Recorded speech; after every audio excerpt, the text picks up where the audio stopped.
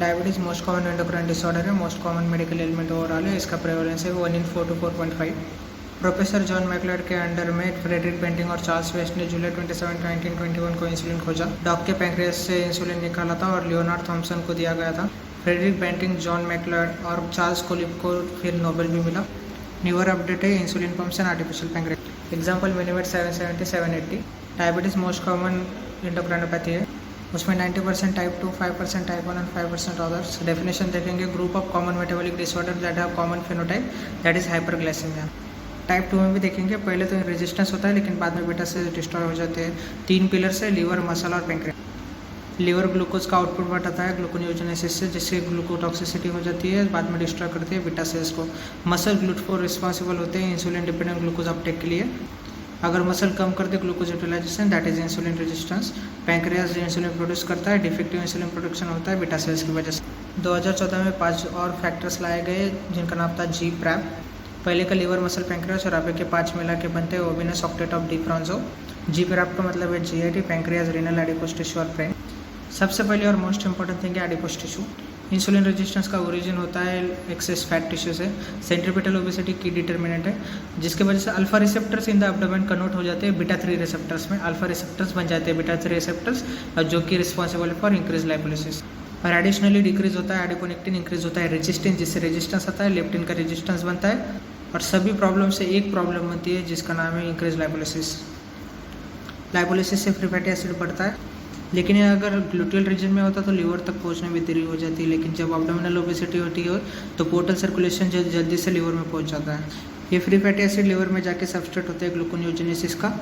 Normally beta free fatty acid beta oxidation होता है mitochondria में, कार्निटिन पाल्मिडोल ट्रांसफरेज चाहिए होता है, लेकिन यहाँ पे वो एक्सप्रेस नहीं होता, जिसकी वजह से फ्री फैटी एसिड्स साइटोप्लाज्म में ठहर जाते हैं और बनाते हैं फैटी एसिड कोए। और ये फैटी एसिड कोए कंसिडर किया जाता है as a major cause of insulin resistance, जो करता है लाइपोटॉक्सिसिटी ऑल्सो। पैंक्रियास में डिफेक्टिव इंसुलिन सिक्रेशन होता है, ग्लूकोटॉक्सिसिटी और लाइपोटॉक्सिसिटी की वजह से ग्लूकागॉन सिक्रेशन इंक्रीज होता है। रीनल में देखेंगे SGLT2 इनहिबिटर बीसीटी में होते हैं और सॉल्ट और वाटर को रिअब्सॉर्ब करते हैं ग्लूकोज के साथ। इंट्रावास्कुलर वॉल्यूम जिस वजह से बढ़ जाता है और इसी वजह से एडिमा दिखाई देता है डायबिटिक पेशेंट्स में। GIT में देखेंगे इंक्रीटिंग इफेक्ट घट जाता है और ग्लूकोज ऑब्जर्वेशन बढ़ जाता है। ब्रेन में न्यूरोट्रांसमीटर डिसफंक्शन होता है। अभी 14 फैक्टर्स है जो रोल प्ले करते हैं DM में। पहले 8 थे, उसके बाद में 4 ऐड किए गए 2020 में। उसमें तो DGR, decrease dopaminergic activity, vitamin D का लेवल कम हो जाता है, gonads uniformly decreasing testosterone levels और हाइपोगोनाडिज्म और रास एक्टिविटी बढ़ती है। उसके बाद में एक और ऐड हुआ serotonin, increases hormone sensitive lipase activity, जिससे लाइपोलिसिस होता है, उसे कहा गया ट्रिचरस 13 फैक्टर्स। और बाद में और एक ऐड किया गया आयन, फेथलेस 14 बनाता है। आयन ओवरलोड बीटा सेल्स में होने की वजह से इंसुलिन रेजिस्टेंस होता है। ये सारे 14 फैक्टर मिलाकर बनाते हैं हाइपरग्लाइसेमिया। डायबिटीज के कॉम्प्लिकेशन होते हैं वास्कुलर सिस्टम की वजह से। मैक्रोवास्कुलर कॉम्प्लिकेशन इनएविटेबल होते हैं, होने ही होने हैं। माइक्रोवास्कुलर कॉम्प्लिकेशन सालों बाद होते हैं। डायबिटीज़ में अनकंट्रोल लेवल ऑफ इन्फ्लेमेशन होता है, इंसुलिन रेजिस्टेंस होता है और वासोकंस्ट्रिक्शन होता है। वासोकंस्ट्रिक्शन होता है because of upregulation of endothelin 1 receptors and RAS. Inflammation होता है due to upregulation of reactive oxygen species NF K beta. अगर हम देखेंगे तो इंसुलिन रेजिस्टेंस का ज़्यादा रोल है ट्रिगर करने में inflammation than the diabetes mellitus itself. Diagnose कैसे गया? हाइपरग्लाइसेमिया की फैक्टर है एनी टाइप ऑफ डायबिटीज़ में। डायग्नोसिस किया जाता है, एक होना चाहिए 4 में से।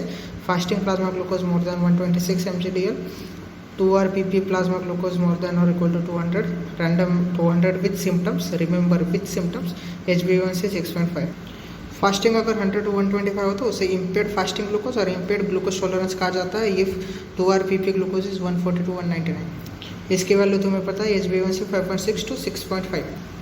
HbA1c यानी ग्लाइकोजाइलेटेड हीमोग्लोबिन, ग्लूकोज बाइंड किया होता है beta chains of the haemoglobin से। पिछले 3 महीने की शुगर लेवल कंट्रोल बताता है। Practically it is fast 6 to 8 weeks। Diagnosis में हेल्प करता है इम्पेयर्ड ग्लूकोज टॉलरेंस। और else we can use glycated albumin, जो 2 से 3 वीक का ब्लड शुगर कंट्रोल बताता है। शुगर बाउंड होती है एल्बुमिन से, लाइसिन से। यूजफुल होता है डायलिसिस पेशेंट में, प्रेगनेंसी में और शॉर्ट टर्म कंट्रोल में। फ्रुक्टोजामाइन ज़्यादा एविडेंस नहीं है। फैक्टर जो डिस्टर्ब करते हैं HbA1c रिजल्ट्स को, अगर टोटल हीमोग्लोबिन ही कम ज़्यादा हो रहा है तो ग्लाइकेटेड हीमोग्लोबिन का परसेंटेज तो कम ज़्यादा होना ही होना है। HbA1c फॉल्सली लो कब आएगा? जब ब्लड लॉस होगा, हीमोग्लोबिन लॉस होगा तो HbA1c भी लो आएगा। क्रोनिक लिवर डिसीज में, हीमोलाइटिक एनीमियाज में हीमोग्लोबिन कम आएगा। पेशेंट रिसीव जो कर रहा है ATT फॉर HIV, प्रेगनेंसी में, विटामिन E एंड C में। लोअर और एलिवेट A1C इज हीमोग्लोबिनोपैथीज और hemoglobin variant and malnutrition. Falsely elevate कब आएगा? जब प्लास्टिक एनीमिया होगा, hyperbilirubinemia, hypertriglyceridemia, iron deficiency anemia, renal failure, splenectomy, CKD patient on dialysis. Classification देखेंगे diabetes का बहुत बड़ा है, बहुत सारे इश्यूज मिलके हाइपरग्लाइसेमिया करते हैं।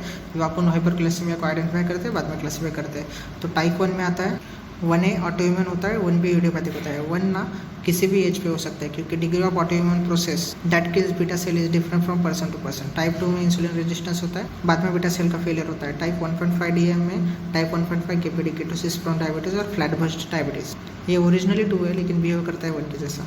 उसका फीचर याद रखना, डार्क, हिरसूट एंड ओबीज मेल्स। और ओरिजिनली टाइप 2 है, मतलब इंसुलिन रेजिस्टेंट के फीचर जैसे कि एकंथोसिस नाइग्रिकन्स, बैलेनोपोस्टाइटिस होंगे। टाइप 1.5 में आता है, और एक LADA, latent autoimmune diabetes in adults. ये ओरिजिनली टाइप 1 है लेकिन प्रेजेंट करता है टाइप 2 के जैसा। फीचर्स नहीं होते इंसुलिन रेजिस्टेंस के। तो अभी अपन को टाइप 1 लाडा और टाइप 2 में मैनेजमेंट अलग होता है, इसलिए डिफ्रेंशिएट करना है। मैक्रोवास्कुलर कॉम्प्लिकेशन में जो डायबिटीज़ में होते हैं वो लिंक होते हैं रेजिस्टेंस से, तो उसे अपन कंट्रोल नहीं कर सकते। माइक्रोवास्कुलर कॉम्प्लिकेशन लिंक होते हैं डायबिटिक कंट्रोल से, वो अपन कंट्रोल कर सकते हैं। अब मेरे पास पेशेंट आया है फास्टिंग ब्लड शुगर 146 लेके। तो आगे के इन्वेस्टिगेशंस पहले मैं करूँगा fasting C peptide levels. C peptide precursor होता है इंसुलिन का। पहला इन्वेस्टिगेशन जो प्रेफर किया जाता है, डिफ्रेंशिएट करता है 1 और 2 में। सी पेप्टाइड इसलिए किया जाता है क्योंकि उसका हाफ लाइफ ज़्यादा होता है इंसुलिन से। नॉर्मल होती है 0.3 to 0.6 के बीच में। अगर कम है सी पेप्टाइड, इसका मतलब इंसुलिन भी कम है, तो वो टाइप 1 है। अगर वेरिएबल है सी पेप्टाइड, लोअर साइड में होता है, तो वो लाडा है। अगर नॉर्मल है तो इसका मतलब वो टाइप 2 है। एंटीबॉडीज़ देखे जाते हैं जो डिफ्रेंशिएट करते हैं टाइप 2 और लाडा में। लाडा है, लाडा टाइप 1 है जो प्रेजेंट करता है टाइप 2 के जैसे, इसलिए लाडा में एंटीबॉडीज़ होंगे, एंटी गैड एंटीबॉडीज़ होंगी। तो अभी डीके और टाइप 1 में कैसे डिफ्रेंशिएट करेंगे? उनका प्रेजेंटिंग फीचर तो सेम ही होते हैं, तो अपन एंटीबॉडी टेस्टिंग करेंगे। टाइप 1 में एंटीबॉडी होंगे, केपीडी में नहीं होंगे। 30 ईयर ओल्ड पेशेंट आया डायबिटीज़ के साथ, हाइपरग्लाइसेमिया के साथ, लेकिन कैटास्ट्रोफिक साइंस नहीं है, तो डिफ्रेंशिएट करना है अपन को टाइप 1 लाडा और टाइप 2 में। सी पेप्टाइड करेंगे, एंटीबॉडीज़ करेंगे। तो अब देखते हैं, लाडा टाइप 1 होता है लेकिन प्रेजेंट करता है टाइप 2 के जैसा। उसमें होता है एंटीबॉडीज़ टू गैड, एंटी जेडन transporter 8 antibodies, islet cell auto antibodies, insulin auto antibodies. 1.5 diabetes के 2 प्रकार है, केपीडी एंड लाडा। लाडा में इंसुलिन रेजिस्टेंस के फीचर नहीं होंगे। पेशेंट होगा लीन, नो हिरसुटिज्म और acanthosis nigricans. Lean fair patient होगा with the stigmata of autoimmune illness. तो एक चीज़ याद रखो, LADA people are more fair and KPD people are more dark. LADA equal in male and female, but KPD is more in young male. Screening में देखेंगे, anti GAD screening करेंगे अपन। Negative आए तो टाइप 2 है, पॉजिटिव आए तो major करेंगे C peptide का। अगर लेस देन 0.3 है तो लाडा आर्गोडिज्म अप्लाइड होगा। अगर मोर देन 0.7 है तो टाइप 2 DM है। ये वाला पार्ट मुझे ज़्यादा समझे नहीं, बाद में देख लेना। Page number 296 volume 1। Average age देखेंगे, टाइप 1 का होता है 10 to 20, लेकिन कभी भी हो सकता है। लाडा का होता है 30 to 40, टाइप 2 का होता है 40 to 50। सी पेप्टाइड अपन ने देखा, टाइप 2 में नॉर्मल होता है, लाडा में वेरिएबल होता है, टाइप 1 में लो होता है क्योंकि इंसुलिन कम है। लाडा में भी आगे चल के कम ही होता है। अब डिफ्रेंशिएट करते हैं लाडा और केपीडी में। यंग अडल्ट्स में होते हैं दोनों भी। लाडा में male equal to female, KPD में मेल ज़्यादा होते हैं। प्रेजेंटेशन केपीडी का एक्सप्लोसिव होता है, लाडा इंसिडियस होता है। बॉडी वेट केपीडी में ओबीज होते हैं क्योंकि ये टाइप 2 है, लाडा लीन होते हैं, टाइप 1 है। कीटोसिस केपीडी में होता है ऑनसेट। लाडा में एंटीबॉडीज़ होती है। इनिशियल मैनेजमेंट लाडा का होता है ओरल हाइपोग्लाइसेमिक एजेंट, बाद में इंसुलिन पिलाना पड़ता है क्योंकि वो टाइप 1 है। केपीडी में पहले इंसुलिन चालू करते हैं, बाद में OH पे। डायबिटीज़ का रिस्क देखेंगे, अगर टाइप 1 में एक पेरेंट को है तो 5% है, और दोनों पेरेंट को है तो 15%। टाइप 2 में एक पेरेंट को है तो 25%, और टाइप दोनों को है तो 40%। सो टोटल आंकड़ा है 5, 15, 25, 40। सबसे आइडियल और बेस्ट टेस्ट है glucagon stimulated C peptide test. Glucagon stimulate करता है इंसुलिन को और सोमेटोस्टैटिन को। सोमेटोस्टैटिन ज़्यादा होता है इंसुलिन से, जिसके लिए नेट इफेक्ट होता है हाइपरग्लाइसेमिया। सीरम का सी पेप्टाइड लेवल चेक करते हैं, बाद में 1 mg ग्लूकागॉन डालते हैं 10 सेकंड के लिए IV। कलेक्ट करते हैं सैंपल को 2, 4 और 6 मिनट पे। आजकल मैंडेटरी हो गया है फास्टिंग सीरम पेप्टाइड और serum C peptide response to glucagon check करना। Type 1 DM is present only when the C peptide level होती है less than 0.2 to 0.3 after 1 mg glucagon. Next type है मोदी, मैच्योरिटी ऑनसेट डायबिटीज़ हो गया। Autosomal dominant disease है, vertical transmission होता है at least 3 generation का, लेकिन कॉम्प्लिकेशन किसी को कुछ नहीं होता है। इंसुलिन डिपेंडेंट नहीं होता है, वेट नॉर्मल होता है, बिफोर 25 ईयर्स होता है। SGLT2 रिसेप्टर्स एक्सप्रेशन कम हो जाता है, जिसकी वजह से ग्लाइकोजूरिया होता है। नॉर्मली अपन में 40 यूनिट्स इंसुलिन बनता है, लेकिन बीटा सेल के डिसफंक्शन की वजह से यहाँ पे कम बनता है as compare to the hyperglycaemia. Insulin का रेजिस्टेंस नहीं है, डीके नहीं है, माइक्रोवास्कुलर कॉम्प्लिकेशंस नहीं है और सल्फोनाइलूरियाज को अच्छा रिस्पॉन्ड करता है। मोदी का क्लासिफिकेशन देखेंगे वैसे तो 11 है, इसमें 7 दिए गए। मोदी 1 में डिफेक्ट होता है हेपेटोसाइट न्यूक्लियर फैक्टर 4 अल्फा में, रिस्पॉन्ड करता है सल्फोनाइलूरियाज को। मोदी 2 में डिफेक्ट होता है ग्लूकोकाइनेज में, ये दिखाई देता है अर्ली चाइल्डहुड में और बर्थ में, ड्रग्स की ज़रूरत नहीं है। मोडी 3 है मोस्ट कॉमन, HNF1 अल्फा इसमें प्रॉब्लम है, सल्फोनाइलूरियाज को रिस्पॉन्ड करता है। मोदी 4 है इंसुलिन प्रोमोटर फैक्टर 1 का प्रॉब्लम, मोस्टली सल्फोनाइलूरियाज सब में इंसुलिन लग सकता है। और मोदी 5 है HNF1 बीटा, रीनल अबनॉर्मेलिटीज़ और जेनेटल अबनॉर्मेलिटीज़ फीमेल्स में दिखाई जाती है, ओरल एजेंट्स काम आते हैं। मोदी 6 में होता है न्यूरोजेनिक डिफरेंशिएशन फैक्टर 1 का प्रॉब्लम, 4th डिकेड में दिखाई देता है, ओबेसिटी भी दिखाई देती है और इंसुलिन की ज़रूरत होती है। तो कुल मिलाकर देखेंगे तो HNF हेपेटोसाइट न्यूक्लियर फैक्टर का प्रॉब्लम होता है मोदी 1 में, मोदी 3 में और मोदी 5 में। ये कंपेरिजन टाइप 1, टाइप 2 और मोदी का प्यूबर्टल में होता है। मोदी ऑनसेट होता है ग्रेजुअल, फैमिली हिस्ट्री 100% प्रेजेंट होंगी, हमेशा प्रेजेंट होती है और ऑटोसोमल डोमिनेंट है इनहेरिटेड। तो अभी तक अपन में देखें टाइप 1, टाइप 1.5 केवीडी, 1.5 लाडा और टाइप 2 और मोदी। अब देखते हैं टाइप 3। टाइप 3 में पहला है टाइप 3C, इसको कहा जाता है पैंक्रियाटिक डायबिटीज़। ये एक्सोक्राइन डिसीज़ की वजह से होता है। मोस्ट कॉमन उसका कॉज होता है क्रॉनिक पैंक्रियाटाइटिस, उसमें मोस्ट कॉमन है ट्रॉपिकल कैल्सिफिक पैंक्रियाटाइटिस, यानी कि chronic calcific pancreatitis single most cause है पैंक्रियाटिक डायबिटीज़ का। अल्कोहल अब्यूज भी होता है, इडियोपैथिक भी होता है। अदर रेयर कॉजेस में होता है इन्फ्लेमेटरी, एक्यूट, क्रोनिक। इन्फिल्ट्रेशन में आते हैं हेरिडिटरी हेमोक्रोमेटोसिस, सेकेंडरी हेमोक्रोमेटोसिस, न्यूप्लेज्मा में होता है adenocarcinoma of pancreas, ग्लूकागोनोमा, surgical resection और ट्रॉमा होता है सिस्टिक फाइब्रोसिस। अब कंपेयर करते हैं ट्रॉपिकल कैल्सिफिक पैंक्रियाटाइटिस और अल्कोहल क्रोनिक पैंक्रियाटाइटिस में। मेल फीमेल, मेल में ज़्यादा होता है दोनों भी। कैलकुलाई देखेंगे पैंक्रियाटिक मॉर्फोलॉजी में तो 90% केसेस में ट्रॉपिकल कैल्सिफिक पैंक्रियाटाइटिस में दिखा है, 50 to 16 अल्कोहलिक। कैलकुलाई देखेंगे तो लार्ज होते हैं, लार्ज डक्स में होते हैं, अल्कोहलिक में स्मॉल होते हैं और स्मॉल डक्स में होते हैं। फाइब्रोसिस बहुत ज़्यादा होता है ट्रॉपिकल में, वेरिएबल होता है अल्कोहल में। अगर ट्रॉपिकल कैल्सिफिक पैंक्रियाटाइटिस देखेंगे वो 90% केसेस में डायबिटीज़ होता है, 50% केसेस में in alcoholic chronic pancreatitis diabetes होता है। ये देख सकते हैं calculi in the pancreas. This is fibrocalculous pancreatic diabetes with extensive pancreatic calcification. Tropical में और एक चीज़ देखेंगे तो वेरी हाई होता है risk of pancreatic cancer. Clinical presentation कैसे होता है फाइब्रोकैल्कुलस क्रोनिक पैंक्रियाटाइटिस का? Lean young patient, ketosis, negative diabetes है, सेकेंड थर्ड डिकेड में देखा जाता है। एब्डोमिनल पेन होता है रिकरेंट, वेट लॉस होता है मालाब्जॉर्प्शन की वजह से, स्टियाटोरिया होता है, presents with acute chronic pancreatitis, diabetes mellitus होता है और प्रेजेंटेशन के टाइम पे ही माइक्रोवास्कुलर कॉम्प्लिकेशन प्रेजेंट होता है जो होता है नेफ्रोपैथी। माइक्रोवास्कुलर कॉम्प्लिकेशंस नहीं होते हैं, गोल्ड स्टैंडर्ड टेस्ट है ERCP। बाकी के पैंक्रियाटिक कंडीशन जो प्रोड्यूस करते हैं diabetes, cystic fibrosis, hemochromatosis and alcoholic pancreatitis. Diagnostic criteria है फाइब्रोकैल्कुलस पैंक्रियाटिक डायबिटीज़ का, ट्रॉपिकल कंट्री में होना चाहिए, डायबिटीज़ के वो सारे क्राइटेरिया फुलफिल करने चाहिए और क्रोनिक पैंक्रियाटाइटिस का एविडेंस होना चाहिए। पैंक्रियाटिक कैलकुलाई होना चाहिए एक्सरे पे या फिर 3 चीज़ें नीचे दिए गए में से। पैंक्रियाटिक मॉर्फोलॉजी अबनॉर्मल होना चाहिए सोनोग्राफी पे, क्रोनिक एब्डोमिनल पेन होना चाहिए चाइल्डहुड से, स्टियाटोरिया होना चाहिए, अबनॉर्मल पैंक्रियाटिक फंक्शन टेस्ट होनी चाहिए। नेक्स्ट आप देखेंगे type 3D diabetes also known as drug induced diabetes. Anti cancer drug L asparaginase, immunosuppressant tacrolimus, cyclosporine, endocrine drug steroid, growth hormone, megestrol acetate, OCPs, anti HIV, protease inhibitors, renal में thiazides, cardiac में nicotinic acid, CNS में phenytoin, psychiatric medication में olanzapine. Beta agonist भी hyperglycemia करते हैं लेकिन diabetes नहीं करते। ड्रग जो इंटरफेयर करते हैं इंसुलिन सिंथेसिस और सिक्रेशन के साथ है phenytoin, L asparaginase, pentamidine, tacrolimus, beta blockers, didanosine, diazoxide, opiates, calcium channel blockers. Interfere करते हैं इंसुलिन के एक्शन के साथ वो है glucocorticoids, beta adreno receptors agonist, megestrol acetate, clozapine, olanzapine, oral contraceptive, ऐसे सारा growth hormone, protease inhibitors.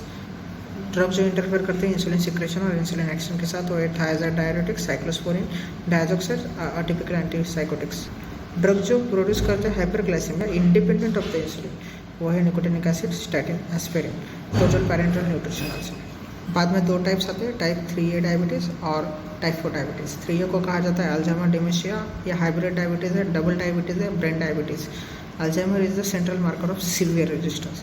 Type 4 diabetes patient होता है 60 ईयर्स से ज़्यादा, उसको ज़िंदगी में पहली बार हाइपरग्लाइसेमिया होता है, fasting blood sugar less than 200-250 होता है, इंसुलिन रेजिस्टेंस के फीचर्स नहीं होते, माइक्रोवास्कुलर कॉम्प्लिकेशंस नहीं होते, कुछ कॉम्प्लिकेशन नहीं है और प्रोग्नोसिस अच्छा होता है। तो इन टोटो अपने देखे type 1 1.5 KPD 1.5 LADA, type 2 3A 3C 3D and type 4। Type 4 को मैनेज किया जाता है OHA पे, और ये होता है due to increase T regulatory cells. अगर टी रेगुलेटरी सेल डिक्रीज हो जाए तो अपन को टाइप 2 होता है। देखेंगे एंडोक्राइनोपैथी जो एसोसिएटेड होती है डायबिटीज से। पिट्यूटरी में देखेंगे तो Cushing disease, acromegaly, prolactinoma, thyroid में हाइपरथायरॉयडिज्म, पैराथायरॉयड में हाइपरपैराथायरॉयडिज्म, एड्रेनल में फियोक्रोमोसाइटोमा, कुसिंग डिसीज, पैंक्रियाज में ग्लूकागोनोमा, सोमेटोस्टैटिनोमा, और लास्ट में देखेंगे genetic disorder syndromes associated with diabetes. Down syndrome, Klinefelter अपन को पता है, Wolfram syndrome, Friedreich's ataxia, Huntington chorea, Laurence Moon Biedl syndrome, myotonic dystrophy, porphyria, Prader Willi syndrome और बाकी क्या। अब देखते हैं new propose classification of diabetes. इनमें डायबिटीज के 5 प्रकार दिए हैं: सेड, सीड, मॉड, माड। सेड में सीवियर ऑटोइम्यून डायबिटीज़ और सीड में सीवियर इम्यून डिफिशियंसी डायबिटीज़। इसमें एंटीबॉडीज़ पॉजिटिव होती है, इसमें नेगेटिव होती है। ये दोनों टाइप 1 के प्रकार है। इंसुलिन डिफिशियंसी होती है दोनों में भी। और है severe insulin resistant diabetes. Insulin resistance है तो ये टाइप 2 है। हाई BMI होता है, मेटाबॉलिक कंट्रोल पुअर होता है और सीवियर इंसुलिन रेजिस्टेंस होता है। चौथा है mod, mild obesity related diabetes. इसमें रिलेटिवली हाई BMI होता है, इंसुलिन का रेजिस्टेंस नहीं होता है। टाइप 4 को कहा गया है mild age related diabetes, relatively high BMI होता है और इंसुलिन का रेजिस्टेंस नहीं होता है। ब्रिटल डायबिटीज़ देखा जाता है चिल्ड्रन विद टाइप 2 1 DM में। It presents with the wide fluctuation of blood sugar levels. अब देखते हैं टाइप 1 डायबिटीज़ में लेटेस्ट। टाइप 1 होता है ऑटोइम्यून और हो सकता है इडियोपैथिक। नई क्लासिफिकेशन के अनुसार उसे कहा गया है सीवियर ऑटोइम्यून डायबिटीज़ और severe insulin deficiency diabetes. 70% destruction होना चाहिए बीटा सेल्स का, तभी मैनिफेस्ट होगा डिसीज। तो किसी भी एज पे हो सकता है। कंबाइन और डिस्ट्रक्शन होता है by T cells and antibody. Insulin का रेजिस्टेंस नहीं होता है। Most of the patients stage 2 और स्टेज 3 में दिखाई देते हैं। ट्विंस में देखेंगे तो 70% कॉन्कॉर्डेंस होता है। डायग्नोसिस में सी पेप्टाइड 0.2 0.3 से कम आएगा, एंटीबॉडीज प्रेजेंट होंगे टाइप 1 में। टाइप 1 की स्टेजिंग देखेंगे 1 2 3। 1 में होता है variable genetic environmental risk. Auto immunity होती है लेकिन नॉर्मल ग्लाइसेमिक पेशेंट होता है। स्टेज 2 होता है प्रीसिम्प्टोमेटिक, ऑटोइम्यूनिटी और डिसग्लाइसेमिया होता है। स्टेज 3 होता है सिम्प्टोमेटिक, जिसमें डिसग्लाइसेमिया और सिम्प्टोमेटिक हो जाता है पेशेंट। कुछ HLA जो रिलेट किए गए हैं टाइप 1 से: type 1 DRB103, type 1 DRB104, DR3 DR4 maximum risk होता है टाइप 1 का, और टाइप DRB11501 प्रोटेक्टिव होता है। Major susceptibility gene for type 1 DM locate होता है HLA रीजन ऑफ क्रोमोसोम 6 पे। अदर जेनोमिक एसोसिएशन टाइप 1 के है CTLA4 जीन और interleukin 2 receptor. Type 2 D1 associate होता है म्यूटेशन ऑन कैल्पेंटेन जीन और क्रोमोसोम 2। एंटीबॉडीज देखेंगे तो सबसे पहला एंटी-गैड 99% स्पेसिफिसिटी, मैक्सिमम पॉजिटिविटी होता है लाडा में। Anti zinc transporter rate 99 specificity, poor sensitivity. Anti insulin auto antibodies देखेंगे 99% specificity. It is the only B cell specific antibody. Insulin start करने के बाद उसका कोई रोल नहीं होता। It is the most common in new onset type 1 DM in young. बाद में islet cell antibodies most sensitive होती है और फर्स्ट एंटीबॉडी 2 अपीयर होते हैं। डायग्नोसिस के कुछ साल बाद चली भी जाती है। सबसे डिफिकल्ट होती है मेजर करने के लिए। इंसुलिनोमा एसोसिएटेड 2A एंटीबॉडी है, टायरोसिन फॉस्फेटेज एंटीबॉडी है। थोड़ा इंसुलिन के बारे में जानते हैं। इंडोक्राइन पार्ट होता है पैंक्रियाज का 2% ओनली। इंसुलिन लार्ज पॉलीपेप्टाइड है, 21 amino acid and 30 amino acid. Disulphide वहाँ से कनेक्टेड है, बाइंड करता है टायरोसिन काइनेज रिसेप्टर को ऐड करने के लिए। इंसुलिन एनाबॉलिक हार्मोन है, सब चीज़ें सिंथेसिस इंक्रीज करता है। ऐसे तो सिंथेसिस इंक्रीज करता है। अगर डिफेक्ट हो जाए इंसुलिन में तो पेशेंट को होता है defect in protein metabolism. Protein synthesis कम होगा, प्रोटीनोलाइसिस होगा, वीकनेस आएंगी मसल्स में, प्रोटीन अपटेक कम हो जाएगा, रिस्क ऑफ इन्फेक्शन बढ़ जाएगा। कार्बोहाइड्रेट मेटाबॉलिज्म में भी डिफेक्ट आते हैं। ऑस्मेटिक डायूरिसिस होगा, polyuria, polydipsia, polyphagia, dehydrated appearance आएगा जिसकी वजह से ग्लूकोज अपटेक कम हो जाएगा मसल्स और एडिपोज टिश्यू में, जिसकी वजह से लीवर को बोलेंगे ग्लूकोज बनाने के लिए, सो इंक्रीज ग्लूकोज प्रोडक्शन होगा। Insulin normally hormone sensitive lipase को इनिबिट करता है, लेकिन अभी इंक्रीज हो जाएगा HSL। लाइपोलिसिस होगा, फिर फैटी एसिड्स आएंगे जिसकी वजह से रेजिस्टेंस बढ़ेगा और ग्लूकोनियोजेनेसिस बढ़ेगा और जिसकी वजह से होगा डायबिटिक कीटोसिडोसिस। अब देखते हैं इंसुलिन कैसे सिक्रेट होता है। ग्लूकोज जाएगा बीटा सेल में ग्लूट रिसेप्टर से और बनाता है पायरुवेट और ATP इनिबिट करता है ATP सेंसिटिव पोटेशियम चैनल्स को जिसकी वजह से डिपोलराइजेशन होगा। फिर वोल्टेज गेटेड कैल्शियम चैनल से कैल्शियम अंदर रह जाएगा और जिसके बाद C peptide, islet, amyloid, polypeptide और इंसुलिन रिलीज किया जाएगा। ये रहा डायग्राम, ग्लूकोज गया ग्लूट से अंदर, ग्लूकोज बनाएगा पायरुवेट, पायरुवेट एटीपी ब्लॉक करेंगे एटीपी सेंसिटिव पोटेशियम चैनल को, जिसकी वजह से डिपोलराइजेशन होगा। बाद में voltage gradient calcium channel open हो जाएंगे, कैल्शियम अंदर आ जाएगा और सेक्रेटरी कैनल से इंसुलिन सीपेप्टाइड और आईएपीपी रिलीज हो जाएगा। कौन से रिसेप्टर का ऑपरेट? ग्लूटोन और ग्लूट3 ब्रेन और प्लेसेंटा में, ग्लूट5 फैसिलिटेड डिफिजन फ्रुक्टोज का करता है, ग्लूट4 इंसुलिन डिपेंडेंट होता है, ये GLT2 PCT में होता है, सेकेंडरी एक्टिव ट्रांसपोर्ट। फिर से देखेंगे, ग्लूटोन होता है ब्रेन और प्लेसेंटा में, और एरिथ्रोसाइट में ग्लूट2 होता है लिवर पैंक्रियाटिक पीसेस में, 3 होता है ब्रेन और प्लेसेंटा में, 4 होता है स्केलेटल मसल एडिपोज टिश्यू और हार्ट में, सब जगह insulin stimulated Uptake of glucose होता है। 5 होता है स्मॉल इंटेस्टाइन में फ्रुक्टोज का ऑब्जर्वेशन के लिए। GLT1 होता है स्मॉल इंटेस्टाइन में, अपटेक करता है ग्लूकोज का। अब और एक चीज़ फिर से देखेंगे, अनडिटेक्टेबल सीपेप्टाइड होता है और हाई ग्लूकोज होता है टाइप 1 में, हाई लेवल्स ऑफ सीपेप्टाइड मतलब इंसुलिन ज़्यादा और ग्लूकोज भी ज़्यादा। टाइप 2 में हाई लेवल्स ऑफ सीपेप्टाइड मतलब इंसुलिन ज़्यादा लेकिन ग्लूकोज कम होता है, इंसुलिन में। लो लेवल्स ऑफ सीपेप्टाइड मतलब इंसुलिन कम और ग्लूकोज भी कम, कैसे? एक्सोजेनस इंसुलिन की वजह से। अब देखते हैं और एक इंपॉर्टेंट थिंग, इंक्रेटिंग्स। 2 इंक्रेटिंग है, GLP1 और GIP, glucagon like peptide, glucose dependent insulinotropic polypeptide. Incretin effect होता है, इंसुलिन का लेवल बहुत ज़्यादा होता है जब ग्लूकोज दिया जाता है orally than by intravenous route. एक फैक्टर है GIT में जो एम्पलीफाई करता है insulin response to the glucose, और वो फैक्टर जो आता है प्ले में वो है इंक्रेटिन। 2 इंक्रेटिन देखे, GLP1 और GIP। GLP1 प्रोड्यूस किया जाता है EL cells of ileum and colon, और GIP प्रोड्यूस किया जाता है K cells of the jejunum. GLP1 ज़्यादा सुपीरियर है क्योंकि वो सप्रेस करता है ग्लूकागोन रिलीज को, इनहेंस करता है सेटाइटी को और इनहिबिट करता है गैस्ट्रिक एम्पटिंग को। तो डिफरेंस देखेंगे GLP1 और GIP में, GLP1 EL cells ileum and colon से रिलीज होता है, GIP K सेल्स जेजुनम से। दोनों भी ग्लूकोज डिपेंडेंट इंसुलिन रिलीज करते हैं, इनहेंस करते हैं बीटा सेल्स की ग्लूकोज रिस्पॉन्सिवनेस को, लेकिन सिर्फ GLP1 सप्रेस करता है ग्लूकागोन को रिलीज को, स्टिमुलेट करता है बीटा सेल्स के एक्सपांशन को, जिसकी वजह से कैंसर होने का खतरा भी होता है, पैंक्रियाटाइटिस भी हो सकता है। इनहिबिट करता है गैस्ट्रिक एम्पटिंग को और इनहेंस करता है सेटाइटी को इस वजह से, और उसी वजह से रिड्यूस करता है वेट को। हाफ लाइफ देखेंगे तो 1 से 2 मिनट, 5 से 7 मिनट। ये 1 से 2 मिनट हाफ लाइफ होती है, इसलिए इसकी वजह से GLP1 अपन ट्रीटमेंट में नहीं यूज़ कर सकते डायबिटीज़ के। GLP1 मेटाबोलाइज किया जाता है DPP4 से, डाइपेप्टाइड डिल पेप्टाइडिस 4 से।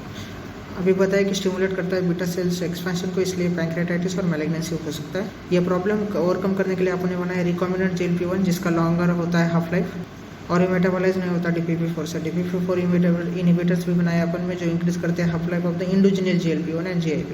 ये DPP4 इनहिबिटर्स होते हैं ग्लिप्टिन्स। अब देखिए एक्यूट कॉम्प्लिकेशंस ऑफ DM। सबसे पहले एक चीज़, DK और HHS होने के लिए स्ट्रेसेस की जरूरत है, ऐसे ही नहीं होते हो।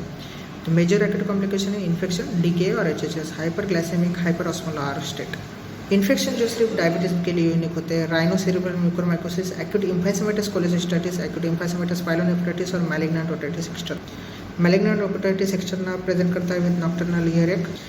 बेस स्कल बेस का पैरालिसिस हो सकता है, क्रेनियल नर्व्स का अफेक्ट हो सकता है जिसकी वजह से रिगर्गिटेशन, एस्पिरेशन और डेथ हो सकती है। ऑर्गेनिज्म में सुडोमोनास, डायग्नोसिस करेंगे ये हमारा ब्रेन से। ट्रीटमेंट है IV देना पड़ता है, 3rd generation cephalosporin, ceftazidime and cefoperazone. Rhinocerebral mucormycosis देखेंगे तो अनकंट्रोल डायबिटिक पेशेंट्स में ऑर्बिटल पेन में होता है और हेडेक भी होता है। म्यूकोरप्यूरुलेंट डिस्चार्ज होता है from the middle meatus. Nasal swab culture करेंगे तो ब्रॉड असेप्टेड फंगाई आ जाएगा, suggestive of Rhizopus species, tendency to produce vascular destruction. यह है म्यूकोरमाइकोसिस का पिक्चर और यह है राइजोमस, ब्रॉड असेप्टेड हाइपी।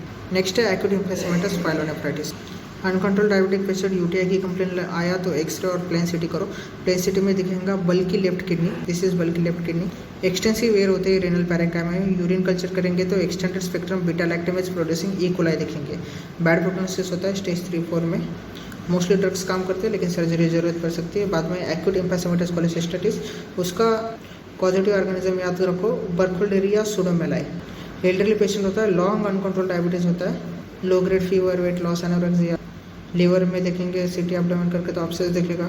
तो ये इम्फाइसेमेटस कोलेसिस्टाइटिस, नाम याद रखना बर्कुलरिया सुडोमेलाई। अब चारों के नाम देखते हैं। राइनोसेरेब्रल म्यूकोरमाइकोसिस होता है राइजोमस की वजह से, एक्यूट इम्फाइसेमेटस कोलेसिस्टाइटिस होता है बर्कुलरिया सुडोमेलाई की वजह से, एक्यूट इम्फाइसेमेटस पाइलोनेफ्राइटिस होता है ESBL E. coli की वजह से, और मैलिग्नेंट ओटाइटिस मीडिया होता है due to pseudomonas. Post infectious glomerulonephritis 2 प्रकार के होते हैं, चाइल्डहुड में, अडल्ट में। चाइल्डहुड में होता है पोस्ट स्ट्रेप्टोकोकल ग्लोमेरुलोनेफ्राइटिस, अडल्ट में होता है PIGN called as infection related glomerulonephritis, जो प्रेजेंट करता है एज RPGN और एसोसिएटेड होता है बैड प्रोग्नोसिस। फिर देखते हैं diabetic ketoacidosis. It is a state of severe insulin deficiency, वो तो हमेशा ही होता है, लेकिन and increase counter regulatory hormones, ये होना ज़रूरी है। बायोकेमिकली देखेंगे डीके में होता है इंसुलिन डिफिशिएंसी, तो ऐसे डायबिटीज़ में होता है, लाइपोलाइसिस होता है, फ्री फैटी एसिड बढ़ते हैं, लेकिन ये माइटोकॉन्ड्रिया में नहीं जाता यूजुअली। लेकिन जब काउंटर रेगुलेटरी हार्मोन बढ़ेगा जैसे कि ग्लूकागॉन, इफिनेफ्रिन, तो एक्सप्रेशन हो जाएगा कार्निटिल पाल्मिटिल ट्रांसफरेज का माइटोकॉन्ड्रियल मेम्ब्रेन के ऊपर, जिसकी वजह से फ्री फैटी एसिड माइटोकॉन्ड्रिया में जाएंगे, जिसकी वजह से एसिटाइल को ये ज़्यादा ही बढ़ जाएगा, कीटोन बॉडी के पाथ में इंटर कर देगा, फिर एसीटोन एसीटेट एंड हाइड्रोक्सीब्यूटारेट बढ़ जाएंगे। अब ये वाली रिएक्शन देखो, फ्रुक्टोज का होता है फ्रुक्टोज 6-फॉस्फेट, और जिसके वजह बाद में ग्लाइकोलाइसिस पाथवे में चला जाता है।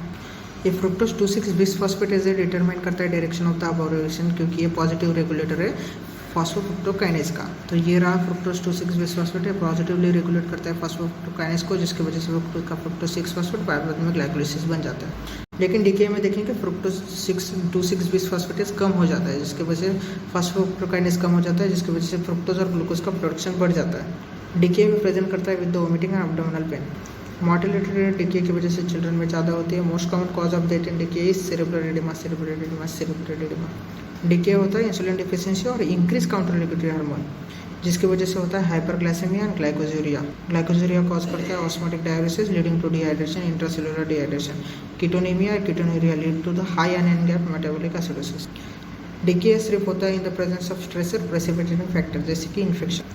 तो प्रेसिपिटेटिंग फैक्टर्स देखते डीके के inadequate insulin administration, infection, pneumonia, UTI, gastroenteritis, sepsis, infection, cerebral coronary mesenteric peripheral drugs, cocaine और प्रेगनेंसी। और सिम्टम्स होते हैं डीके के nausea, vomiting, thirst, polyuria, abdominal pain, shortness of breath. Physical findings होती है tachycardia, dehydration, hypotension, tachypnoea, small respiration, respiratory distress, abdominal tenderness, मेरी simple acute pancreatitis और surgical abdominal, lethargy, cerebral oedema, possibly coma. Other causes होते हैं medical output abdominal pain के, जैसे कि myocardial infection, D K, Crohn's disease, hypercalcaemia, Addison's crisis, lead poisoning, acute intermittent porphyria, extra के causes बोले गए। अब मेरे पास पेशेंट आया डीके का, तो मैं कैसे मैनेज करूँगा? सिम्टम्स ऑफ डीके लेके आए तो पहले एबीजी करूँगा, फिर हाइड्रेशन करूँगा एंड वाटर डिफिसिट को करेक्ट करूँगा। वाटर डिफिसिट इन डीके में एज मच एज 9 लीटर, तो 2 IV लाइन्स लगा के फ्लूइड बोलस सीएनएस देना शुरू करूँगा। 3 लीटर इन्फ्यूज़ करूँगा पहले 3 घंटे में, बाद में 3 लीटर इन्फ्यूज़ करूँगा 6 घंटे में, और बाद में 3 लीटर करूँगा 12 घंटे में। अब दूसरा IV लाइन लगाया तो उसमें से रेगुलर इंसुलिन भेजो at the dose of 0.15 unit kg IV start, बाद में मेंटेनेंस डोज भेजो 0.1 यूनिट पर kg पर आवर। पहले 5 घंटे में 5 यूनिट देना, बाद में के 5 घंटे में 3 यूनिट, और बाद में के 5 घंटे में 1 यूनिट। जो लास्ट के 5 घंटे उसमें एडमिनिस्टर करना है सबकटेनियस। नॉर्मल इंसुलिन को 40 यूनिट चाहिए इंसुलिन के, तो अपन को डिवाइड करने 24 शॉर्ट एक्टिंग इंसुलिन 8, 8 एंड 8, और 16 units long acting insulin glargine और डेग्लूडिक ड्यूरिंग द नाइट। अब अपन ने इंसुलिन दिया तो वो पोटेशियम को सेल के अंदर भेज देंगे, तो उसको करेक्ट करने के लिए पोटेशियम रिप्लेसमेंट देंगे अपन। 1 एम्प्यूल KCl एडमिनिस्टर करेंगे every 1 litre of fluid replaced. 1 ampoule में होता है 10 ml KCl, 1 ml is equal to 2 milliequivalent, so 1 ampoule में होता है 20 milliequivalent of KCl। Serum osmolarity का फॉर्मूला याद रखो, 2 × सोडियम प्लस ग्लूकोज अपॉन 18 और BUN अपॉन 2.8। बाइकार्बोनेट भी दे सकते हैं अगर pH 7.1 से कम है, और फॉस्फेट भी रिप्लेस कर सकते हैं अगर कम है। इन्वेस्टिगेशन क्या करेंगे? यूरिन का देखेंगे कीटोन्स, और एबीजी करेंगे high ion gap metabolic acidosis होता है, sodium minus chloride plus SaO3 minus. तीसरा कॉम्प्लिकेशन देखेंगे HHS हाइपरग्लाइसेमिक हाइपरऑस्मोलर स्टेट। ये देखा जाता है only in elderly with the type 2 DM, type 2 और डीके देखा गया है टाइप 1 में।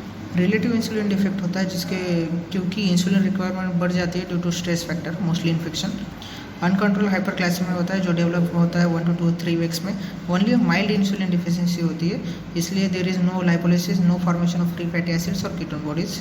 स्लाइट इंक्रीज होता है काउंटर रेगुलेटरी हार्मोन्स है, और कंपेरेटिवली लोअर होते हैं डीके से। प्रेजेंटेशन होगा एल्डरली पेशेंट होगा, मेंटल कन्फ्यूजन होता है, लिथार्जी होंगे, कोमेटोज होगी, क्योंकि सीवियर डिहाइड्रेशन हो रहा है 1 से 3 हफ्ते से। Severe dehydration is due to hyperglycaemia and osmotic dialysis. Cause of death होता है प्रीरेनल, क्योंकि वॉल्यूम डिप्लेशन हुआ है। न्यूरोनल फेलियर, क्योंकि श्रिंकेज ऑफ न्यूरॉन हुआ है, क्योंकि अगेन वॉल्यूम डिप्लेशन हुआ है। ट्रीटमेंट करेंगे, वॉल्यूम डिप्लेशन हुआ है तो वॉल्यूम देंगे, हाइड्रेशन देंगे और इंसुलिन देंगे। Hydration is corrected at a slower rate than the DK. NS avoid किया जाता है क्योंकि पेशेंट डेवलप कर सकता है हाइपरनाइट्रेमिया। 5% लेक्टोज और हाफ एनिसिस प्रिफर्ड। डीके और एचएसएस में मोटे मोटे तौर पे डिफरेंस देखेंगे। ग्लूकोज बहुत ज़्यादा होता है एचएसएस में, सोडियम बहुत ज़्यादा होता है एचएसएस में क्योंकि वॉल्यूम डिप्लेशन हो चुका है। पोटेशियम, मैग्नीशियम, क्लोराइड, फॉस्फेट लगभग नॉर्मल होता है। क्रिएटिन बहुत ज़्यादा होता है एचएचएस में क्योंकि वॉल्यूम डिप्लेशन हो चुका है। ऑस्मोलैरिटी ज़्यादा होती है एचएचएस में क्योंकि अगेन वॉल्यूम डिप्लेशन हो चुका है। कीटोन्स देखेंगे डीके में, सीरम बाइकार्बोनेट कम हो जाएगा डीके में क्योंकि वो एसिडोसिस है। तो आर्टेरियल पीएच भी कम हो जाएगा डीके में क्योंकि वो एसिडोसिस है। PCO2 आर्टेरियल PCO2 बहुत ज़्यादा कम हो जाएगा क्योंकि रेस्पिरेटरी अल्कोलिसिस हो रहा है उसको कंपेंसेट करने के लिए। So metabolic acidosis has respiratory alkalosis as a compensation. Anion gap ज़्यादा हो जाएगा क्योंकि वो एसिडोसिस है। अब देखते हैं story of resistance. Insulin resistance is the key reason for the development of type 2 DM complications and leads to impaired glucose tolerance. ज़्यादातर पेशेंट टाइप 2 DM के आते हैं at the stage of impaired glucose tolerance. तब तक पूरा game done and dusted हो चुका है, पूरे माइक्रोवास्कुलर कॉम्प्लिकेशन हो चुके हैं। माइक्रोवास्कुलर कॉम्प्लिकेशंस को अपन बचा सकते हैं। तो ये स्टेजेस है genetic environmental factor, obesity, dyslipidaemia, hypertension, ये सब चीज़ें माइक्रोवास्कुलर कॉम्प्लिकेशन पहले ही कर देते हैं। बाद में अपन पेशेंट को डिटेक्ट करते हैं अर्ली डायबिटीज़ में, तब अपन माइक्रोवास्कुलर कॉम्प्लिकेशंस बस बचा सकते हैं। जेनेटिक और इन्वायरमेंटल फैक्टर्स कंट्रीब्यूट करते हैं majorly to the development of insulin resistance patient. Identical twin में 70 to 90% होता है। अगर एक पेरेंट्स हो तो 25% चांस है, दोनों है तो 40% चांस है। HLA एसोसिएशन टाइप 1 में ज़्यादा होता है दैन द टाइप 2। और सारे रेजिस्टेंस का एक स्टार्टिंग पॉइंट है मेटाबॉलिक सिंड्रोम, जिसको अपन बोलते हैं डायबेसोपैथी, डायबेसिटी और एडिपोसोपैथी। और सब चीज़ों की एक चीज़ है मेटाबॉलिक सिंड्रोम, और मेटाबॉलिक सिंड्रोम की एक ही चीज़ है सेंट्रोमेटल ओबेसिटी। वेस्ट सर्कम्फ्रेंस 102 होना चाहिए मेल में और 88 होना चाहिए फीमेल में, लेकिन एशियन में बोला गया है 90 से ज़्यादा वो मेल्स में और 80 से ज़्यादा वो फीमेल्स में। तो भाई रिस्क ऑफ माइक्रोवास्कुलर कॉम्प्लिकेशन बहुत ज़्यादा बढ़ जाते हैं। तो इसकी वजह से BMI का क्राइटेरिया भी अपना अलग है। इंडिया में होता है 18 to 23 तक नॉर्मल, 23 to 25 ओवरवेट और 25 से ज़्यादा ओबीज हो जाता है। थोड़ा भी ओबेसिटी हो तो ज़्यादा कॉम्प्लिकेशन हो जाते हैं एशियन पॉपुलेशन में। सेंट्रोपेटल ओबेसिटी से क्या होता है, तो अल्फा रिसेप्टर जो होते हैं एब्डोमेन में वो कन्वर्ट हो जाते हैं बीटा 3 रिसेप्टर्स में, जिसकी वजह से अनकंट्रोल लाइपोलाइसिस होते ही जाता है, फ्री फैटी एसिड्स बनते ही जाते हैं। अगर वो ग्लूटेस में बने तो कोई बात नहीं, लेकिन वो एब्डोमेन में बन रहे तो लीवर में जल्दी से पहुंच जाते हैं पोर्टल सर्कुलेशन से। तो इसकी वजह से अब लीवर में बहुत सारे फ्री फैटी एसिड है जो अंडरगो होते हैं बीटा ऑक्सीडेशन। लेकिन बीटा ऑक्सीडेशन तो माइटोकॉन्ड्रिया में होता है, उसके अंदर जाने के लिए कार्नेटिल पाइरिमिडल ट्रांसफरेज चाहिए, जो कि माइटोकॉन्ड्रियल मेम्ब्रेन पे बन ही नहीं रहा। तो माइटोकॉन्ड्रिया के अंदर FFA जा ही नहीं रहे, तो FFA जमा हो रहे बाहर साइटोप्लाज्म में, जिसकी वजह से बन रहा है फैटी एसिड को है, जो कंट्रीब्यूट करता है इंसुलिन रेजिस्टेंस को। मेटाबॉलिक सिंड्रोम डायग्नोस करने के लिए पेशेंट में होनी चाहिए 3 चीज़ें 5 में से। पहला है तो सेंट्रोमेटल ओबेसिटी, बाद में फास्टिंग ट्राइग्लिसराइड लेवल 150 mg/dl से ज़्यादा। तीसरा है भाई HDL 40 से कम होना चाहिए और 50 से कम होना चाहिए फीमेल्स में। BP 130/85 mmHg होना चाहिए। इम्पेयर्ड फास्टिंग ग्लूकोज 100 से ज़्यादा होने चाहिए। फ्री फैटी एसिड ना वो खुद में ही ग्लूकोनेओजेनेसिस करते हैं और प्रमोट करते हैं इंसुलिन रेजिस्टेंस को भी। तो इस वजह से फ्री फैटी एसिड्स प्रोड्यूस करते हैं lipotoxicity and glucotoxicity resulting in the insulin resistance, जिससे होता है destruction of beta sales.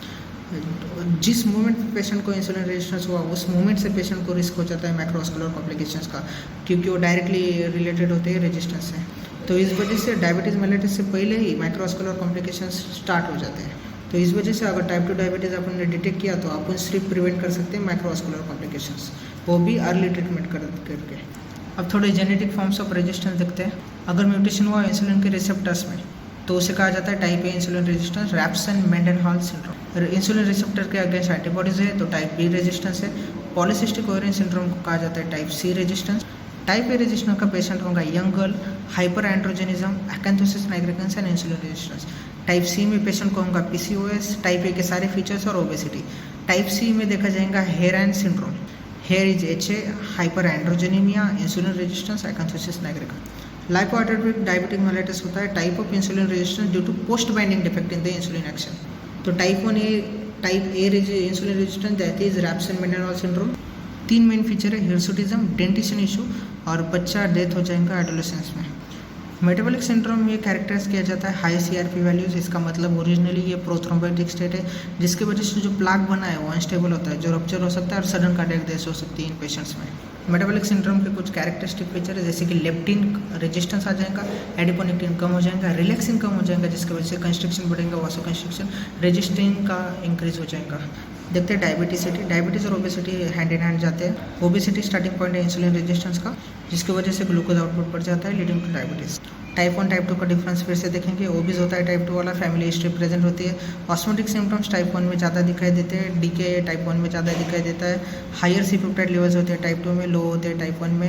एक्anthosis nigricans type 2 में होता है, डिसलिपिडेमिया टाइप 2 में होता है, हाइपरयूरिसेमिया टाइप 2 में होता है, PCOS टाइप 2 में होता है, एंटीबॉडीज टाइप 1 में होते हैं, अर्ली इंसुलाइटिस टाइप 1 में होता है, लेकिन इंसुलिन का बढ़ जाता है टाइप 2 में अर्लियर, बाद में फिर नॉर्मल होता है। HLA का एसोसिएशन टाइप 1 में होता है। Genetic factors more important in type 2।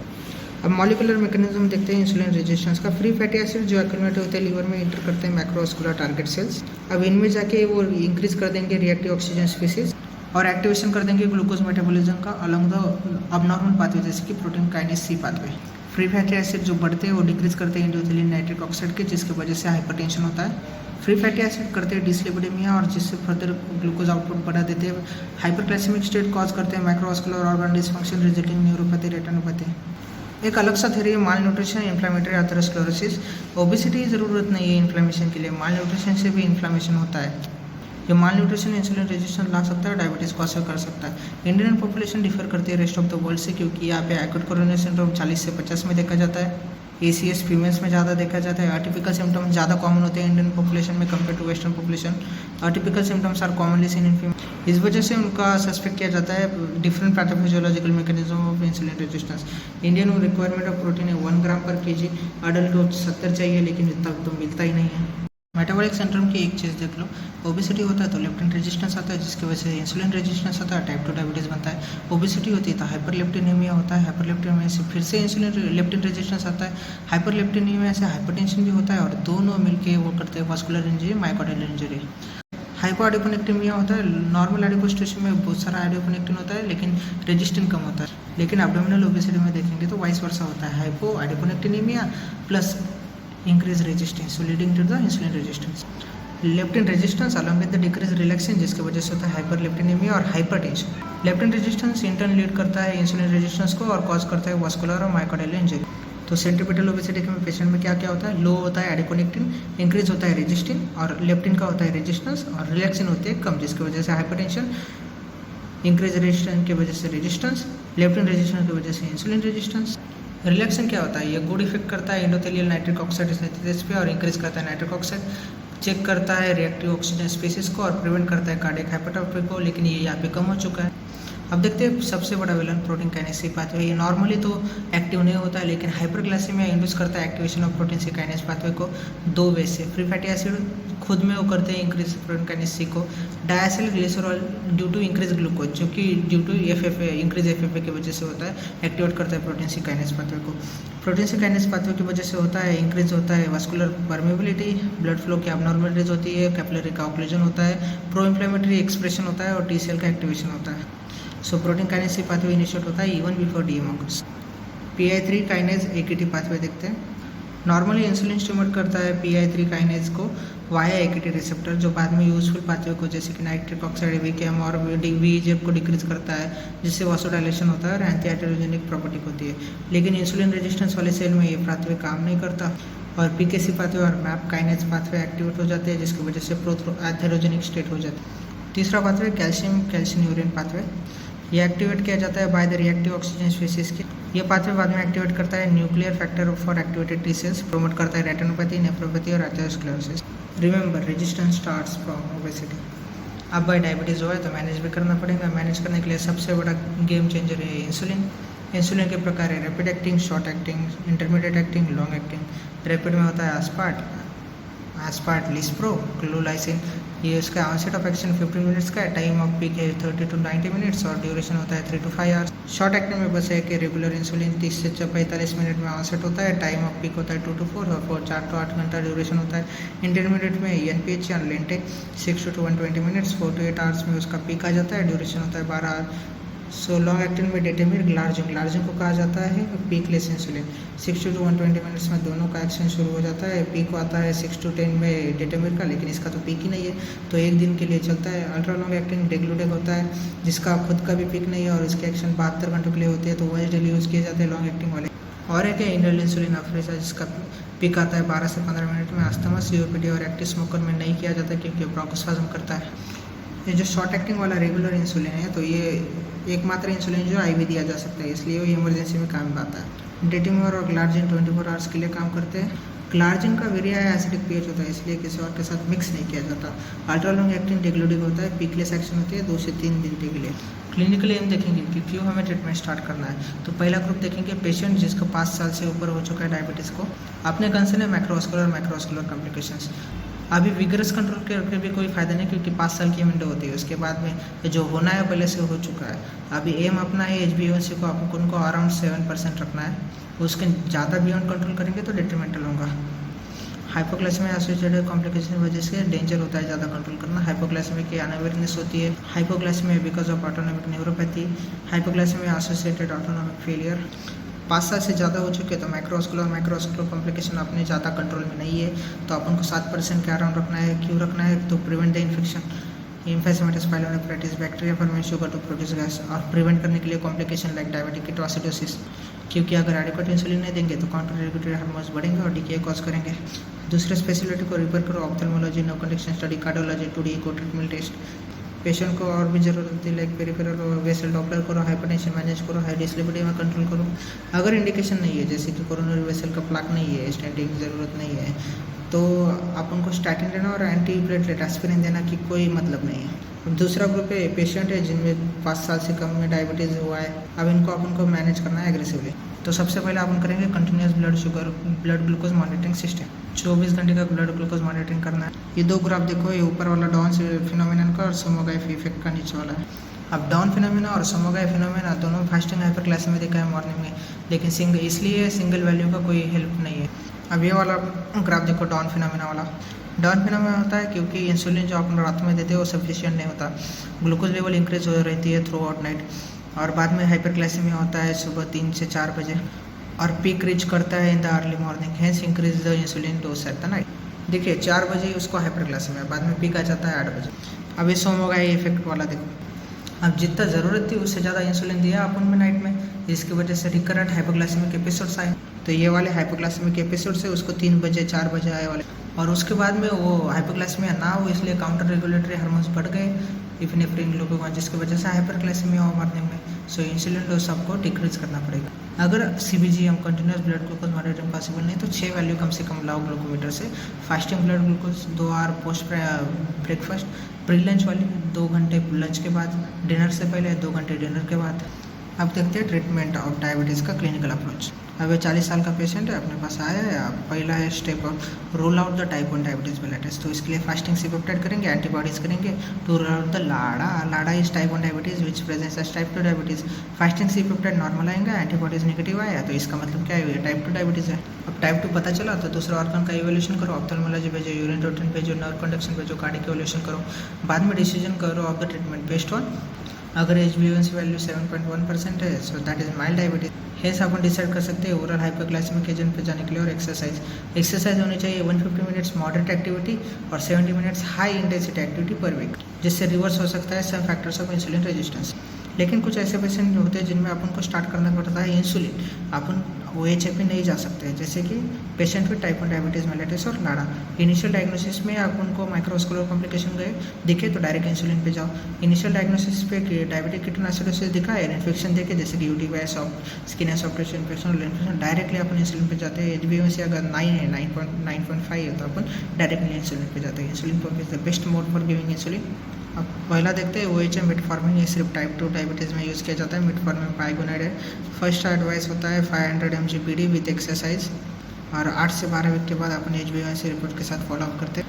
First line इसलिए है क्योंकि इसकी पोटेंसी ज़्यादा है, 1.5% रिडक्शन करता है HbA1c में, वेट लॉस को प्रमोट करता है, हाइपोग्लाइसेमिया नहीं करता। ये कार्डियोवास्कुलर न्यूट्रल है, इंसुलिन रेजिस्टेंस को कॉम्पैक्ट करता है। By increasing the AMP kinase and hepatic gluconeogenesis is diminished, thereby reduces glucose production.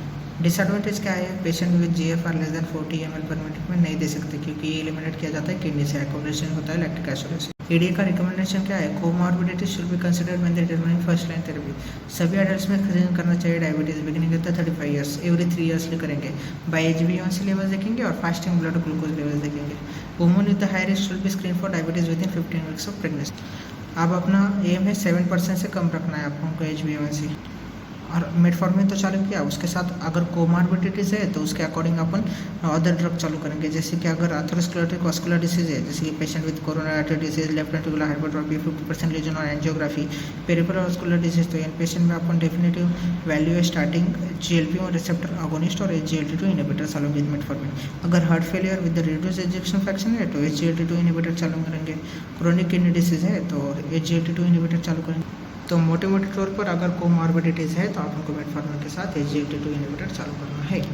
अब रियासिस करेंगे 8 से 12 वीक के बाद। अगर HbA1c का कंट्रोल नहीं आया तो फिर एक ट्राई देंगे वो चेकअप। अगर तीसरे ट्रायल के बाद भी अगर अपन का HbA1c कम ज़्यादा आ रहा है तो अपन इंसुलिन को चालू करेंगे।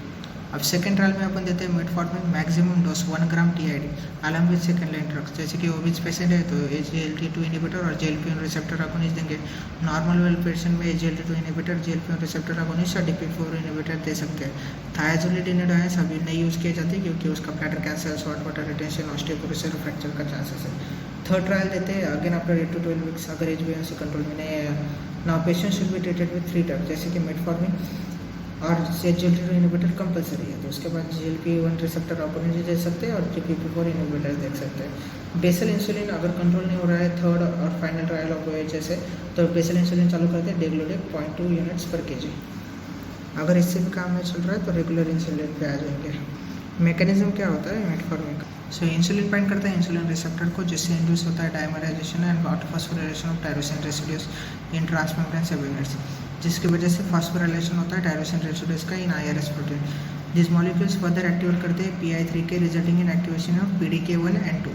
बाद में AKT is recruited and gets phosphorylated by PDK1 and 2। Once activated, AKT promotes the GLUT4 translocation to the plasma membrane and facilitated glucose into cells। अब TXN1P इनिबिट करता है ग्लूकोज ट्रांसपोर्टर, तो ये TXN1P है जो इनिबिट करता है glucose transporter, लेकिन ये खुद इनिबिट होता है AMP की वजह से, AMP काइनेस से, जो एक्टिवेट किया जाता है मेटफॉर्मिन से। मेटफॉर्मिन एक्टिवेट AMP से, AMP काइनेस फिर इनिबिट करता है TXN1P को, जिसकी वजह से GLUT4 को ये इनिबिट नहीं कर सकता और GLUT4 ऊपर जाता है मेम्ब्रेन में और ग्लूकोज अंदर आ जाता है। SGLT2 इनहिबिटर्स ये प्रेजेंट होते हैं प्रॉक्सिमल ट्यूब्यूल में, responsible for salt and water reabsorption along with glucose. Dangerous होते हैं ये रिसेप्टर क्योंकि ये कॉज करते हैं एडिमा और increase oxygen consumption in cortex of kidney, sodium dependent glucose Uptake को बढ़ाते हैं, एफरेंट डायलेटेशन करते हैं जिसकी वजह से हाइपर फिल्ट्रेशन होता है, प्रोटीनूरिया होता है और रास को एक्टिवेट करते हैं जिसकी वजह से इफरेंट आर्टिकुलर वासो कंस्ट्रक्शन होता है। एडवांटेजेस क्या है SGLT2 इनहिबिटर्स के? PP को कंट्रोल करते हैं, direct inhibition of the NH1, नाइट्रोयूरेसिस करते हैं, डाययूरेसिस करते हैं विदाउट टैकीकार्डिया, एडिमा को कम करते हैं, कार्डियक प्रोटेक्टिव है, रीनल प्रोटेक्टिव है, प्रिवेंट करते हैं rate of fall of GFR, reduces hyperfiltration और हाइपोग्लाइसेमिया भी नहीं करते, और ये वेट लॉस को भी प्रमोट करते हैं, एपिकार्डियल फैट को भी कम करते हैं और लेप्टिन को प्रोडक्शन भी कम करते हैं, प्रोटीनूरिया भी कम करते हैं। ड्रग है डापाग्लिफोजिन, कैनाग्लिफोजिन और इम्पाग्लिफोजिन। डापा का 5 mg 10 mg का डोज है, इम्पा का 10 mg 25 mg का डोज। डिसएडवांटेज क्या है? तो ग्लाइकोजुरिया हो रहा है तो ग्लूकोज जा रहा है यूरिन में तो यूरिन ट्रैक्ट इन्फेक्शन हो गया, फंगल इन्फेक्शन हो गया। रिस्क फैक्टर है फॉर यूजेनिक डायबिटिक कीटोसिडोसिस क्योंकि लॉस ऑफ ब्लड वॉल्यूम हो रहा है, इंक्रीज होता है LDL और ऑस्टियोपोरोसिस। अब GLP-1 एनालॉग देखेंगे तो incretin effect is amplification of insulin release. So therapeutic targets of incretin effect are GLP-1 receptor agonist which is not cleaved by DPP-4 और डाइपेप्टाइडिस 4 इनहिबिटर्स। GLP-1 अगोनिस्ट देखेंगे तो लीराग्लूटाइड। अब थोड़ा डिफरेंस देखते हैं GLP-1 और GIP में, तो L cells of the ileum colon GLP-1 को रिलीज करते हैं, GIP by K cells of jejunum. GLP-1 subcutaneous है, GIP ओरल है। पोटेंशियल होते हैं इनकी 1%, इनके 0.75%। ये कार्डियक प्रोटेक्टिव होते हैं, न्यूट्रल होते हैं, ग्लूकोज डिपेंडेंट इंसुलिन रिलीज दोनों भी करते हैं, enhance beta cell glucose response दोनों भी करते हैं। ग्लूकोगन का सप्रेशन सिर्फ GLP-1 करता है, बीटा सेल का एक्सपांशन सिर्फ GLP-1 करता है जिसकी वजह से पैंक्रियाटाइटिस और मैलिग्नेंसी हो सकती है। इनिबिट करता है गैस्ट्रिक एम्पटिन को सिर्फ GLP-1 जिसकी वजह से सैचुरेटी आ जाती है, जिसकी वजह से बॉडी वेट कम हो जाता है। हाफ लाइफ इसका 1 to 2 मिनट है, इसका 5 to 7 मिनट है। तो अभी ये GLP-1 सारे सबक्यूटेनियस थे, अभी ओरल आया है सीमाग्लूटाइड। अब ग्लिप्टिन देखेंगे, ये this are not much potential, not much side effect, it is okay drug. उसके एग्जाम्पल है sitagliptin, vildagliptin, saxa, alogliptin and linagliptin. कुछ खास याद रखेंगे तो विल्डाग्लिप्टिन शॉर्ट एक्टिंग है जिसके लिए उसका ओपीडी डोज है, बाकी सबका ओडी डोज है। सक्साग्लिप्टिन का एक एक्टिव मेटाबोलाइट भी होता है, प्रोटीन से बाइंड होता है लिनाग्लिप्टिन और वो उसका रीनल एक्सक्रीशन नहीं है इसलिए वो रीनल फेलियर में भी यूज़ कर सकते हैं, बाकी कुछ खास नहीं है। सो फिर से देखेंगे लीनाग्लिप्टिन 5 mg सेफ होता है रेनल फेलियर में. Prodrug is converted to the active metabolite in saxagliptin. Other example है टिनेग्लिप्टिन. अब देखिए pioglitazone, it is thiazolidinate ions, it is PPAR gamma agonist. They fight against the insulin resistance, not favored by ESI because carcinoma of bladder, bone fracture, weight gain and edema. Acarbose, oglibos and miglitol not good efficacy. Sulfonylureas देखेंगे stimulate करते हैं endogenous insulin को, release by blocking ATP sensitive potassium channels. No longer recommended क्योंकि उनकी वजह से होता है hypoglycaemia, glibenclamide, weight gain और cardiac issues. Short acting drugs are better है. क्लिक्लाजाइड इसका स्टार्टिंग डोज है 40 mg, बाद में 80, 160 और 320. It use only if the cost is the constant for following reasons. Platelet aggregation करता है, एंटीऑक्सीडेंट होता है, प्रिवेंट का एंडोथेलियल इंजरी, कार्डियो प्रोटेक्टिव होता है, प्रिवेंट करता है वेट गेन को. न्यूअर ड्रग्स देखेंगे saroglitazar, it is PPAR alpha and gamma, it is for diabetic dyslipidaemia. Colesevelam is a bile acid sequestrant. Lorcaserin is 5-HT2C. Imeglimin is oxidative phosphorylation blocker. Telmisartan is only ARB acting on the PPAR gamma. Roboxyxtaurin is protein kinase C inhibitor. Iplaristat is aldose reductase inhibitor.